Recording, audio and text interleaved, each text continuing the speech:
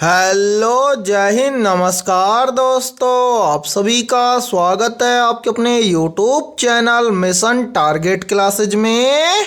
आज के इस क्लास में हम रेलवे ग्रुप डी परीक्षा 2025 के लिए नौवा प्रैक्टिस सेट लेकर आए हैं और इस नए प्रैक्टिस सेट के अंदर हम बहुत ही इंपॉर्टेंट क्वेश्चनों को कवर करेंगे। और मेरे भाई ये सभी क्वेश्चन है आपके रेलवे ग्रुप डी एग्जाम 2025 के लिए इंपॉर्टेंट रहेंगे, इसलिए इस नए प्रैक्टिस सेट को आपको कंप्लीट देखना है और इस प्रैक्टिस सेट के एंड में आपको बताना है कि आपके टोटल कितने क्वेश्चन है सही होते हैं। और यदि आप इस चैनल से पहली बार जुड़े हैं तो चैनल को कर लीजिए सब्सक्राइब और बेल आइकन को प्रेस करना, ताकि ऐसे ही शानदार क्लास का नोटिफिकेशन आपको सबसे पहले देखने को मिले। तो चलिए शुरू करते हैं आज के इस नए प्रैक्टिस सेट को बिना देरी के। पहला प्रश्न है आप सभी के सामने, निम्न में से गांधी इरविन समझौता कब हुआ था? ऑप्शन ए वर्ष 1928 में, ऑप्शन बी है वर्ष 1931 में, ऑप्शन सी है वर्ष 1935 में और ऑप्शन डी है वर्ष 1940 में। तो यहाँ पर देखिए इन चारों में से करेक्ट आंसर हो जाएगा सभी का ऑप्शन है बी, यानी कि गांधी इरविन समझौता हुआ था वर्ष 1931 में। तो पहले प्रश्न के अंदर करेक्ट आंसर हो जाएगा सभी का ऑप्शन है बी। तो चलिए फिर अगला प्रश्न देखते हैं। दूसरा प्रश्न है आप सभी के सामने, नीचे दी गई आकृति में कुल कितने त्रिभुज हैं ज्ञात करें। यानी कि दूसरा प्रश्न आप सभी के सामने काउंटिंग फिगर से संबंधित प्रश्न दिया गया है और आपसे पूछा गया है कि नीचे जो ये वाली आकृति दी गई है इस आकृति में कुल कितने त्रिभुज हैं। तो मेरे भाई इस टाइप के प्रश्न को आप एग्जाम में देखते हैं फटाफट से कैसे सोल्व करेंगे। तो वो देखिए इस टाइप के प्रश्न को एग्जाम में सोल्व करने के लिए बहुत ही शानदार ट्रिक है और यदि ये ट्रिक आपको याद है तो मेरे भाई इस टाइप के प्रश्न को आप एग्जाम में देखते ही मात्र 2 से 3 सेकंड में सोल्व करोगे। ट्रिक क्या है तो वो देखिए, यहाँ पर देखिए मेरे भाई, जब भी आपको इस तरह की आकृति दिखाई दे तो मेरे भाई याद रखना ऐसी आकृति में त्रिभुजों की संख्या होती है 3।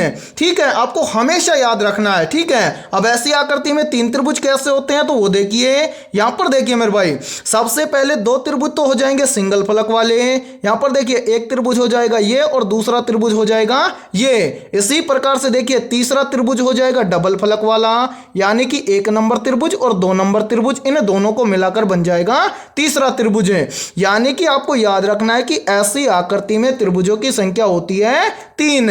अब आपको ट्रिक क्या लगानी है तो वो देखिए मेरे भाई, आपको करना क्या है, यानी कि आपको इस तरह की आकृति देखनी है, बड़ी वाली आकृति में कितनी दी गई है। तो यहां पर देखिए मेरे भाई, इस तरह की आकृति बड़ी वाली आकृति में हमें यहां पर एक तो दी गई है ये, इसी प्रकार से देखिए दूसरी आकृति हमें यहां पर दी गई है ये और तीसरी आकृति हमें यहां पर दी गई है ये। यानी कि बड़ी वाली आकृति में इस तरह की आकृति दी गई है कितनी, 3। और मेरे भाई एक आकृति में कितने त्रिभुज होते हैं, 3 होते हैं। तो 3 का गुणा 3 के साथ में कर देंगे तो यहां पर बन जाएगा 9। अब इसी प्रकार से यहां पर देखिए इस बड़ी वाली आकृति में आपको देखने हैं क्या, सिंगल फलक वाले त्रिभुज है। तो मेरे भाई यहां पर ध्यान से देखिए, इस बड़ी वाली आकृति में एक त्रिभुज तो सिंगल फलक वाला है ये। ठीक है, इसी प्रकार से देखिए एक सिंगल फलक वाला त्रिभुज है ये। ठीक है, तो ये हो जाएगा 2 नंबर है। इसी प्रकार से देखिए मेरे भाई सिंगल फलक वाला एक त्रिभुज बन जाएगा ये, तो इसको नंबर दे देंगे हम 3, यानी कि 9 के अंदर हम क्या कर देंगे, 3 को और ऐड कर देंगे। इसी प्रकार से मेरे भाई यहां पर ध्यान से देखिए, इस बड़ी वाली आकृति में एक तो बड़ा वाला त्रिभुज बन रहा है, कौन सा, ये वाला। ठीक है, इस प्रकार से यहां से लगाकर यहां तक हो जाएगा एक त्रिभुज ये, तो यहां पर हम प्लस कर देंगे एक ये। ठीक है, इसी के साथ में मेरे भाई ध्यान से देखिए एक त्रिभुज बन रहा है ये वाला बड़ा वाला। ठीक है, ध्यान से देखिए इनको, यहां से लगाकर यहां तक। ठीक है, है, तो यहाँ पर हम क्या कर देंगे, प्लस एक और कर देंगे। क्या इन सभी के अलावा इस बड़ी वाली आकृति के अंदर कोई अन्य त्रिभुज है? तो नहीं सर, इन सभी के अलावा इस बड़ी वाली आकृति में कोई अन्य त्रिभुज नहीं है। तब हम क्या करेंगे, इन सभी को यहाँ पर कर लेंगे टोटल। ठीक है, तो मेरे भाई यहाँ पर देखिए 9 और 3 हो जाएगा 12, 12 और 1 हो जाएगा 13, 13 और 1 हो जाएगा 14, यानी कि इन सभी को हम टोटल कर लेंगे तो यहाँ पर आ जाएगा 14। यानी कि हमारे सामने जो ये वाली आकृति दी गई है, इस आकृति के अंदर कुल त्रिभुजों की संख्या है 14। अब हमें देखना है कि 14 किसी ऑप्शन में है, तो आंसर है 14 हमें दिया गया है ऑप्शन डी के अंदर है। तो दूसरे प्रश्न के अंदर ऑप्शन डी हो जाएगा सभी का करेक्ट आंसर है। तो उम्मीद करता हूं कि दूसरा प्रश्न भी आप सभी को अच्छे से क्लियर हो गया होगा, और जब भी इस टाइप का प्रश्न आपको एग्जाम में दिया जाएगा तो आप फटाफट से सोल्व कर लेंगे। ठीक है, तो चलिए फिर अगला प्रश्न देखते हैं। तीसरा प्रश्न है आप सभी के सामने, बिजली के बल्ब में किस गैस का प्रयोग किया जाता है? ऑप्शन ए है नाइट्रोजन गैस का, ऑप्शन बी है ऑक्सीजन गैस का, ऑप्शन सी है आर्गन गैस का, और ऑप्शन डी है हाइड्रोजन गैस का। तो जल्दी से बताइए इन चारों में से करेक्ट आंसर है क्या होगा? आपसे पूछा गया है कि बिजली के बल्ब में किस गैस का प्रयोग किया जाता है, तो यहाँ पर देखिए इन चारों में से करेक्ट आंसर हो जाएगा सभी का ऑप्शन है सी, यानी कि बिजली के बल्ब में आर्गन गैस का उपयोग किया जाता है। तो तीसरे प्रश्न के अंदर करेक्ट आंसर हो जाएगा सभी का ऑप्शन है सी। इसी के साथ में देखिए यहीं से एक प्रश्न और बनता है और काफी बार एग्जाम के अंदर पूछा भी जाता है। पूछा जाता है कि हवाई जहाज के टायरों में किस गैस का उपयोग किया जाता है, या फिर इसी प्रश्न को घुमाकर ऐसे भी पूछ लिया जाता है कि हवाई जहाज के टायर में कौन सी गैस भरी जाती है। तो मेरे भाई याद रखना, हवाई जहाज के टायरों में भरी जाती है नाइट्रोजन गैस।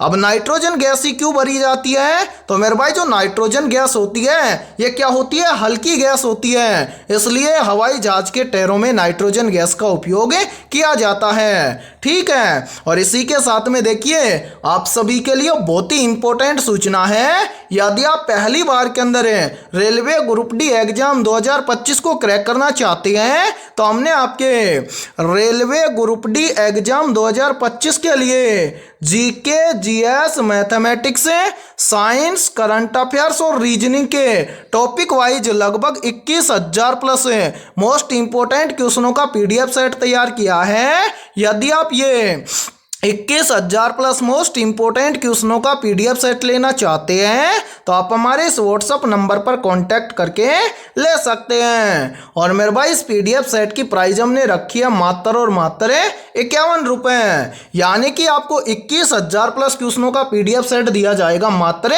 51 रुपये के अंदर है। और मेरे भाई ये सभी क्वेश्चन है आपके रेलवे ग्रुप डी एग्जाम 2025 के लिए इंपॉर्टेंट रहेंगे, इसलिए आप जल्दी से जाइए और इस व्हाट्सएप नंबर पर कांटेक्ट करके इस पीडीएफ सेट को ले लीजिए और एग्जाम से पहले अपनी तैयारी को मजबूत बना लीजिए। और इसी के साथ में हमारे इस यूट्यूब चैनल पर जितने भी क्लासेज होंगी उन सभी क्लासों का फ्री पीडीएफ सेट आपको हमारे व्हाट्सएप ग्रुप के ऊपर मिल जाएगा। ठीक है, तो चलिए फिर अगला प्रश्न देखते हैं।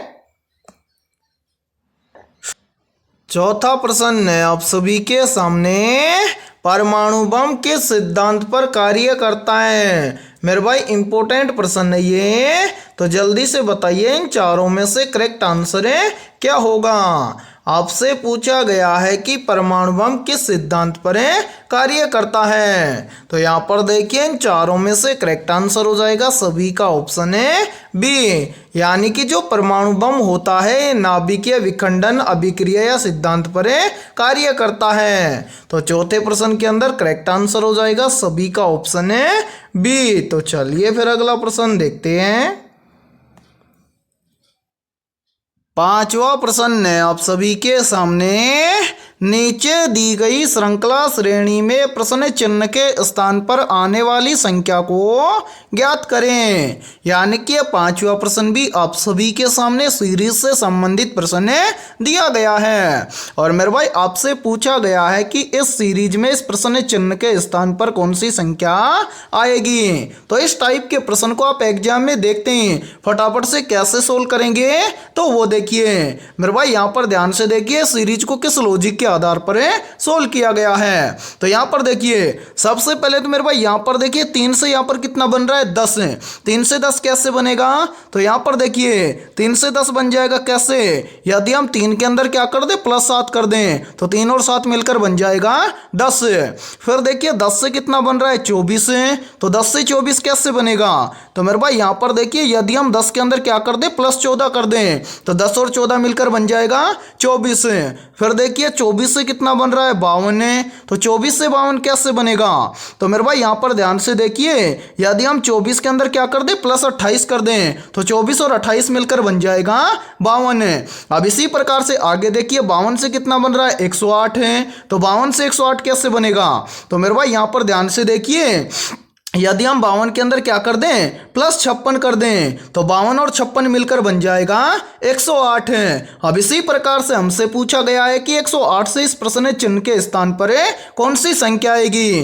तो मेरे भाई इस प्रश्न चिन्ह की वैल्यू ज्ञात करने से पहले आपको क्या करना है, नीचे जो ये वाली संख्या है इस संख्या को ध्यान से देखना है और यहाँ पर पता लगाना है कि यहाँ पर क्या हुआ है। तो मेरे भाई यहाँ पर ध्यान से देखिए सबसे पहले तो जो संख्या है इसको देखिए कि यहाँ पर हुआ क्या है। तो देखिए सबसे पहले क्या हुआ +7, उसके बाद में क्या हुआ +14, उसके बाद में क्या हुआ +28, उसके बाद में क्या हुआ +56, यानी कि सभी के अंदर क्या हो रहा है प्लस हो रहा है। तो इतना हमें भी पता चल गया कि आगे भी क्या होगा प्लस होगा, लेकिन कितना प्लस होगा वो कैसे ज्ञात करेंगे, यानी कि 56 से अगली संख्या हमें ज्ञात करनी है। तो मेरे भाई यहाँ पर ध्यान से देखिए 7 से कितना बन रहा है 14, 7 से 14 बन जाएगा कैसे, तो यहाँ पर देखिए यदि हम 7 का क्या कर दें 2 गुना कर दें तो 7 का 2 गुना होता है 14।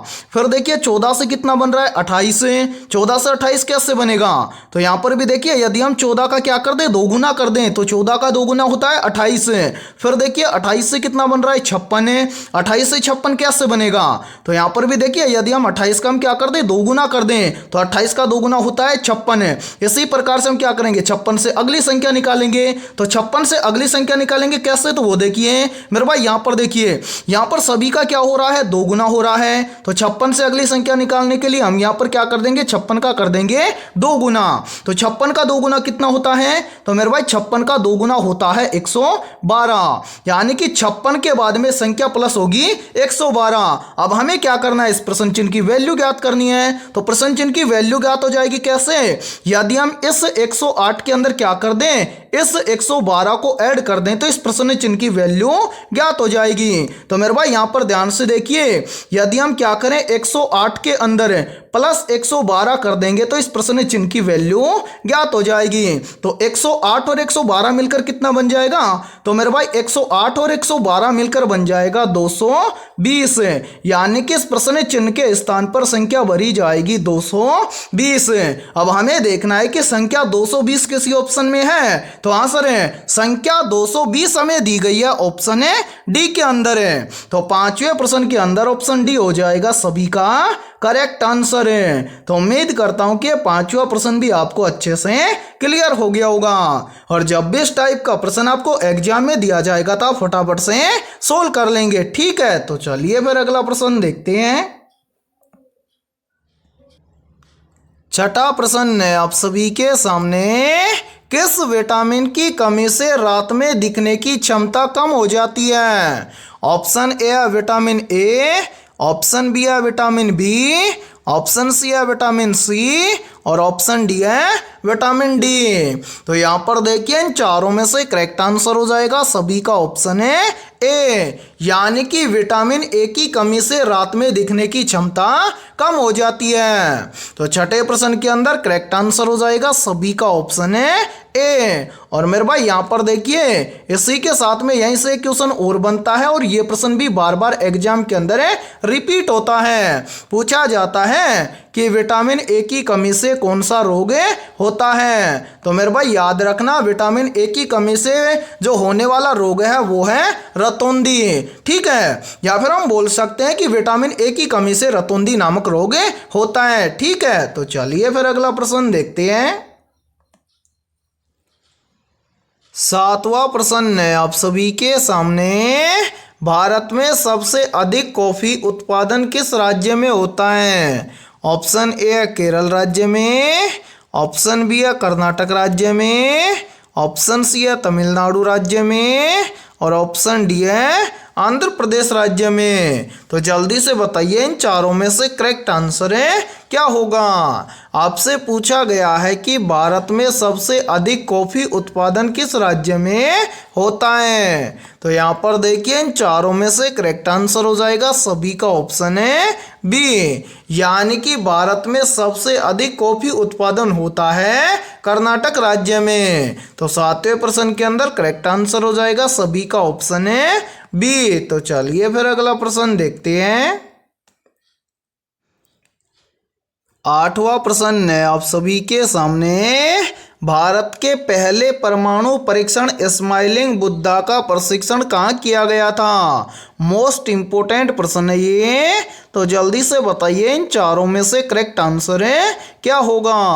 आपसे पूछा गया है कि भारत के पहले परमाणु परीक्षण स्माइलिंग बुद्धा का प्रशिक्षण कहाँ किया गया था। तो यहाँ पर देखिए इन चारों में से करेक्ट आंसर हो जाएगा सभी का ऑप्शन है ए, यानी कि भारत के पहले परमाणु परीक्षण स्माइलिंग बुद्धा का प्रशिक्षण किया गया था पोखरण में। तो 8वें प्रश्न के अंदर करेक्ट आंसर हो जाएगा सभी का ऑप्शन है ए। तो चलिए फिर अगला प्रश्न देखते हैं। 9वां प्रश्न है आप सभी के सामने, प्लास्टर ऑफ पेरिस का रासायनिक सूत्र क्या है। या फिर देखिए इसी प्रश्न को एग्जाम के अंदर ऐसे भी पूछा जाता है कि पीओपी का रासायनिक सूत्र क्या होता है। और मेरे भाई ये बहुत ही इंपॉर्टेंट प्रश्न है ये, चाहे तो आप इस प्रश्न को अपनी नोटबुक के अंदर आप नोट भी कर सकते हैं या फिर आप इस प्रश्न का स्क्रीनशॉट भी ले सकते हैं। तो यहाँ पर देखिए इन चारों में से करेक्ट आंसर हो जाएगा सभी का ऑप्शन है बी, यानी कि प्लास्टर ऑफ पेरिस का रासायनिक सूत्र होता है CaSO4 हाफ H2O। ठीक है, तो 9वें प्रश्न के अंदर करेक्ट आंसर हो जाएगा सभी का ऑप्शन है बी। तो चलिए फिर अगला प्रश्न देखते हैं। 10वां प्रश्न है आप सभी के सामने, भारतीय संविधान का कौन सा अनुच्छेद मौलिक कर्तव्यों से संबंधित है। तो यहाँ पर देखिए इन चारों में से करेक्ट आंसर हो जाएगा सभी का ऑप्शन है सी, यानी कि भारतीय संविधान का अनुच्छेद 51A मौलिक कर्तव्यों से संबंधित है। तो 10वें प्रश्न के अंदर करेक्ट आंसर हो जाएगा सभी का ऑप्शन है सी। और मेरे भाई ये प्रश्न बहुत ही इंपॉर्टेंट है, चाहे तो आप इस प्रश्न को नोट कर सकते हैं या फिर आप इस प्रश्न का स्क्रीनशॉट भी ले सकते हैं। और इसी के साथ में देखिए यदि ये क्लास आपको पसंद आ रही है तो जल्दी से एक बार इस क्लास को लाइक कर दीजिए, और यदि आप इस चैनल से पहली बार जुड़े हैं तो चैनल को कर लीजिए सब्सक्राइब और बेल आइकन को प्रेस करना, ताकि ऐसी शानदार क्लास का नोटिफिकेशन आपको सबसे पहले देखने को मिले। और इस क्लास के अंदर आपको एंड तक बने रहना है, क्योंकि इस क्लास के अंदर बहुत ही इंपॉर्टेंट क्वेश्चन होने वाले हैं और सेम इसी प्रकार के क्वेश्चन आपके ग्रुप डी एग्जाम के अंदर पूछे जाएंगे। ठीक है, तो चलिए फिर अगला प्रश्न देखते हैं।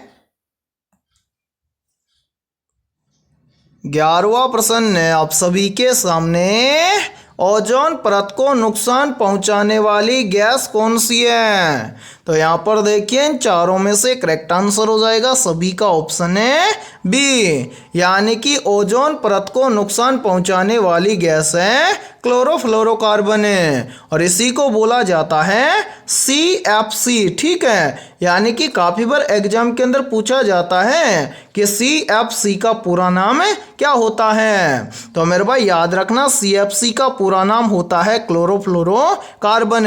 और मेरे भाई जो ये क्लोरोफ्लोरोकार्बन गैस होती है ये ओजोन परत को नुकसान पहुंचाती है। ठीक है, तो 11वें प्रश्न के अंदर करेक्ट आंसर हो जाएगा सभी का ऑप्शन है बी। और मेरे भाई यहाँ पर देखिए यहीं से एक क्वेश्चन और बनता है और काफ़ी बार एग्जाम के अंदर पूछा भी जाता है। पूछा जाता है कि ओजोन परत किन किरणों से हमारी सुरक्षा करती है।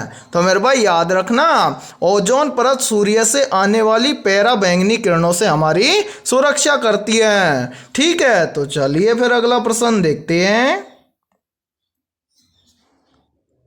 12वां प्रश्न है आप सभी के सामने, गोल्डन बूट पुरस्कार किस खेल से संबंधित है। ऑप्शन ए हॉकी से, ऑप्शन बी है फुटबॉल से, ऑप्शन सी है क्रिकेट से और ऑप्शन डी है बैडमिंटन से। तो जल्दी से बताइए इन चारों में से करेक्ट आंसर क्या होगा। आपसे पूछा गया है कि गोल्डन बूट पुरस्कार किस खेल से संबंधित है। तो यहाँ पर देखिए इन चारों में से करेक्ट आंसर हो जाएगा सभी का ऑप्शन है बी, यानी कि गोल्डन बूट पुरस्कार फुटबॉल खेल से संबंधित है। तो 12वें प्रश्न के अंदर करेक्ट आंसर हो जाएगा सभी का ऑप्शन है बी। और मेरे भाई यहाँ पर देखिए, यदि ये क्लास आपको पसंद आ रही है तो जल्दी से एक बार इस क्लास को लाइक कर दीजिए, और यदि आप इस चैनल से पहली बार जुड़े हैं तो चैनल को कर लीजिए सब्सक्राइब और बेल आइकन को प्रेस करना, ताकि ऐसी शानदार क्लास का नोटिफिकेशन आपको सबसे पहले देखने को मिले। और आज की इस क्लास के अंदर हम बहुत ही इंपॉर्टेंट क्वेश्चनों को कवर करेंगे, और मेरे भाई ये सभी क्वेश्चन है आपके रेलवे ग्रुप डी एग्जाम 2025 के लिए भी इंपॉर्टेंट रहेंगे। इसलिए इस क्लास को आपको कंप्लीट देखना है और क्लास के एंड में आपको बताना है कि आपके टोटल कितने क्वेश्चन है सही होते हैं। और यदि आपको किसी भी क्वेश्चन का आंसर पहले से आता हो तो उस क्वेश्चन का आंसर आप कमेंट सेक्शन के अंदर जरूर कमेंट करें। ठीक है, तो चलिए फिर अगला प्रश्न देखते हैं। 13वां प्रश्न है आप सभी के सामने, कंप्यूटर का मस्तिष्क किसे कहा जाता है।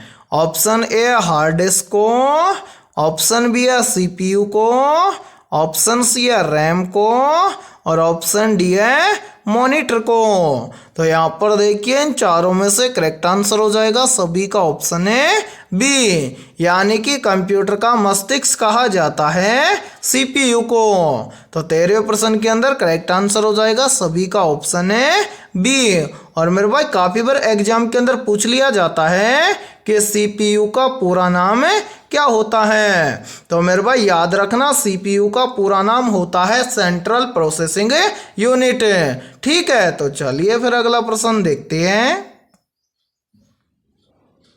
14वां प्रश्न है आप सभी के सामने, बाइनरी भाषा में कितने अंकों का प्रयोग किया जाता है। तो यहाँ पर देखिए इन चारों में से करेक्ट आंसर हो जाएगा सभी का ऑप्शन है ए, यानी कि बाइनरी भाषा में 2 अंकों का प्रयोग किया जाता है। तो 14वें प्रश्न के अंदर करेक्ट आंसर हो जाएगा सभी का ऑप्शन है ए। तो चलिए फिर अगला प्रश्न देखते हैं। 15वां प्रश्न है आप सभी के सामने, टेबल टेनिस में कुल कितने अंक प्राप्त करने वाला खिलाड़ी विजेता होता है। तो यहाँ पर देखिए इन चारों में से करेक्ट आंसर हो जाएगा सभी का ऑप्शन है ए, यानी कि टेबल टेनिस में कुल 11 अंक प्राप्त करने वाला खिलाड़ी विजेता होता है। तो 15वें प्रश्न के अंदर करेक्ट आंसर हो जाएगा सभी का ऑप्शन है ए। तो चलिए फिर अगला प्रश्न देखते हैं। 16वां प्रश्न है आप सभी के सामने, भारत में जीएसटी कब लागू हुआ था। तो यहाँ पर देखिए इन चारों में से करेक्ट आंसर हो जाएगा सभी का ऑप्शन है बी, यानी कि भारत में जीएसटी लागू हुआ था 1 जुलाई 2017 को। तो 16वें प्रश्न के अंदर करेक्ट आंसर हो जाएगा सभी का ऑप्शन है बी। तो चलिए फिर अगला प्रश्न देखते हैं।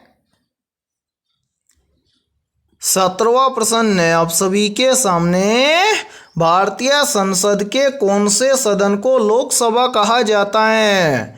ऑप्शन ए है निचले सदन को, ऑप्शन बी है ऊपरी सदन को, ऑप्शन सी है राज्यसभा को और ऑप्शन डी है विधान परिषद को। तो यहाँ पर देखिए इन चारों में से करेक्ट आंसर हो जाएगा सभी का ऑप्शन है ए, यानी कि भारतीय संसद के निचले सदन को क्या कहा जाता है, लोकसभा कहा जाता है। तो 17वें प्रश्न के अंदर करेक्ट आंसर हो जाएगा सभी का ऑप्शन है ए। तो चलिए फिर अगला प्रश्न देखते हैं। 18वां प्रश्न है आप सभी के सामने, कथक नृत्य शैली का मुख्य रूप से किस राज्य से संबंध है। ऑप्शन ए उत्तर प्रदेश राज्य से, ऑप्शन बी है असम राज्य से, ऑप्शन सी है ओडिशा राज्य से और ऑप्शन डी है तमिलनाडु राज्य से। तो यहाँ पर देखिए इन चारों में से करेक्ट आंसर हो जाएगा सभी का ऑप्शन है ए, यानी कि कथक नृत्य शैली का मुख्य रूप से संबंध है किस राज्य से, उत्तर प्रदेश राज्य से। तो 18वें प्रश्न के अंदर करेक्ट आंसर हो जाएगा सभी का ऑप्शन है बी। और मेरे भाई इसी के साथ में देखिए आप सभी के लिए बहुत ही इंपॉर्टेंट सूचना है, यदि आप पहली बार के अंदर रेलवे ग्रुप डी एग्जाम 2025 को क्रैक करना चाहते हैं तो हमने आपके रेलवे ग्रुप डी एग्जाम 2025 के लिए GK, GS, science, mathematics, reasoning और करंट अफेयर्स के साथ में कुछ क्वेश्चन कंप्यूटर के भी हमने शामिल किए हैं। इस तरह से हमने ऑल सब्जेक्ट के ऊपर टॉपिक वाइज लगभग 21,000 प्लस मोस्ट इंपोर्टेंट क्वेश्चनों का पीडीएफ सेट तैयार किया है। यदि आप ये 21,000 प्लस मोस्ट इंपोर्टेंट क्वेश्चनों का पीडीएफ सेट लेना चाहते हैं तो आप हमारे इस व्हाट्सएप नंबर पर कांटेक्ट करके ले सकते हैं।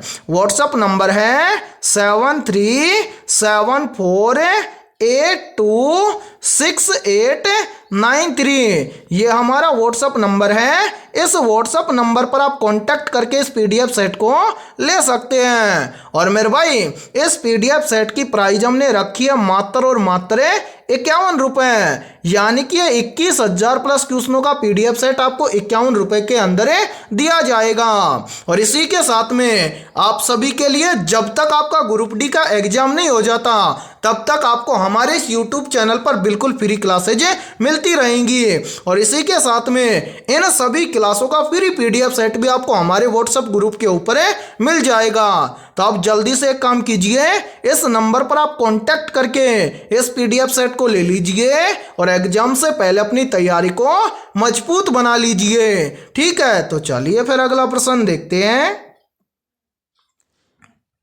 19वां प्रश्न है आप सभी के सामने, स्मार्ट सिटी मिशन किस वर्ष शुरू किया गया था। तो यहाँ पर देखिए इन चारों में से करेक्ट आंसर हो जाएगा सभी का ऑप्शन है बी, यानी कि स्मार्ट सिटी मिशन शुरू किया गया था वर्ष 2015 में। तो 19वें प्रश्न के अंदर करेक्ट आंसर हो जाएगा सभी का ऑप्शन है बी। तो चलिए फिर अगला प्रश्न देखते हैं। 20वां प्रश्न है आप सभी के सामने, भारत का पहला परमाणु ऊर्जा संयंत्र कौन सा था। तो यहाँ पर देखिए इन चारों में से करेक्ट आंसर हो जाएगा सभी का ऑप्शन है बी, यानी कि भारत का पहला परमाणु ऊर्जा संयंत्र था तारापुर। तो 20वें प्रश्न के अंदर करेक्ट आंसर हो जाएगा सभी का ऑप्शन है बी। तो मेरे भाई आज की इस क्लास के अंदर इतना ही।